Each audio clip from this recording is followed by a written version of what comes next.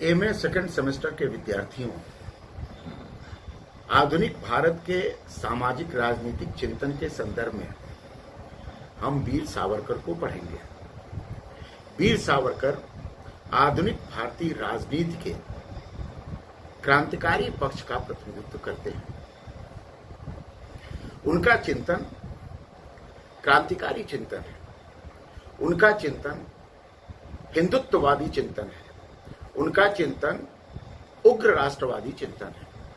वर्तमान समय में अगर आप देखें तो पिछले दिनों में वीर सावरकर पर देश में अनेक विवाद पैदा हुए। मुझे लगता है कि वीर सावरकर का नाम आते ही वामपंथियों, उदारवादियों, धर्मनिरपेक्षवादियों, पश्चिम परस्त भारतीयों के मन में घृणा का भाव पैदा होता है। मुझे ये समझ में नहीं आता कि ये लोग आखिर में सावरकर से घृणा क्यों करते हैं।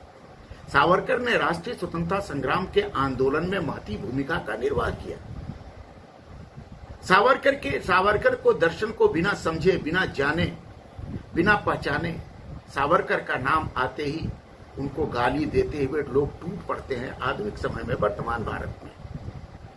लेकिन विद्यार्थियों, आपको सावरकर को समझना चाहिए। सावरकर आधुनिक भारतीय राजनीतिक चिंतन के उस धारा का प्रतिनिधित्व करते हैं जो तरुणाई को प्रेरित करती है, तरुणाई में साहस को पैदा करती है, युवाओं में वीरता का स्थापन करती है, युवाओं को राष्ट्र के प्रति प्रेरित करने का काम करती है। वीर विनायक दामोदर सावरकर उग्र राष्ट्रवादी हैं। विनायक वीर सावरकर वीर क्रांतिकारी हैं। उनको आतंकवादी कह करके उनका अपमान क्यों किया जाता है?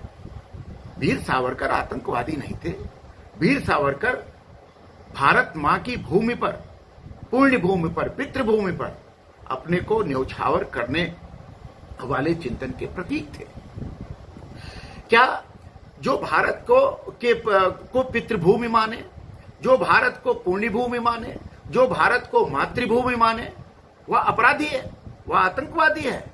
इस दर्शन का कोई आधार नहीं है। यह दर्शन घृणा का पात्र है, यह दर्शन घृणा को पैदा करता है, मेरा यह मानना है।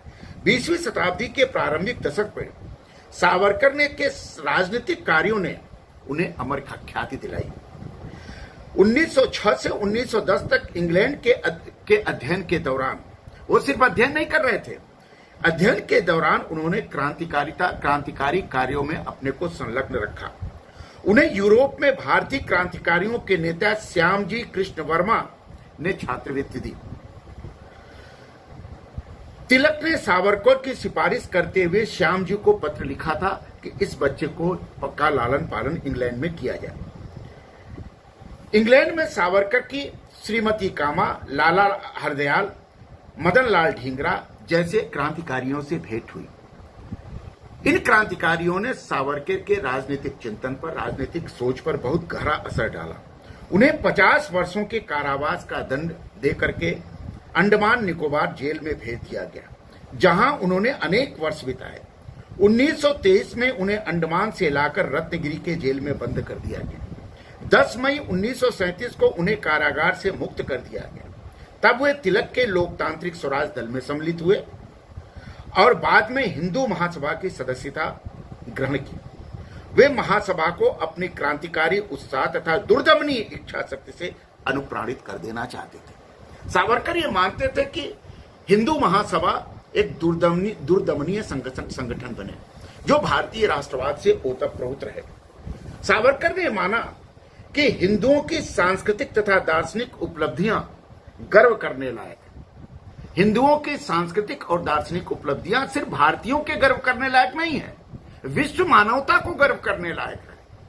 क्योंकि हिंदुओं की दार्शनिक और सांस्कृतिक उपलब्धियों ने मानव समाज में जीवंतता पैदा की है, संवेदनशीलता पैदा की है, विश्व बंधुत्व पैदा की है, एक दूसरे से भाईचारा पैदा की है, सहृदयता पैदा की है, समरसता पैदा की है। उन्होंने अपनी प्रसिद्ध पुस्तक हिंदुत्व में यह दावा किया कि हिंदू चिंतन ने अज्ञात की प्रकृति के संबंध में मानव चिंतन की संभावनाओं को ही निःशेष कर दिया। हिंदुत्व में उन्होंने हिंदुत्व दर्शन को ऊंचा माना। मालवीय जी के समान, तिलक के समान, विवेकानंद के समान सावरकर ने हिंदुओं की श्रेष्ठता पर विश्वास किया। उनका यह मानना था कि अगर हिंदुत्व नहीं है तो विश्व मानवता भी नहीं है। सावरकर ने भारत हिंदुओं की व्याख्या की।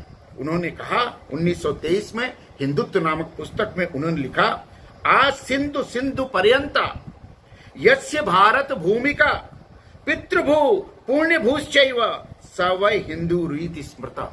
इसका मतलब यह है कि हिंदू वह है जो सिंधु नदी से समुद्र तक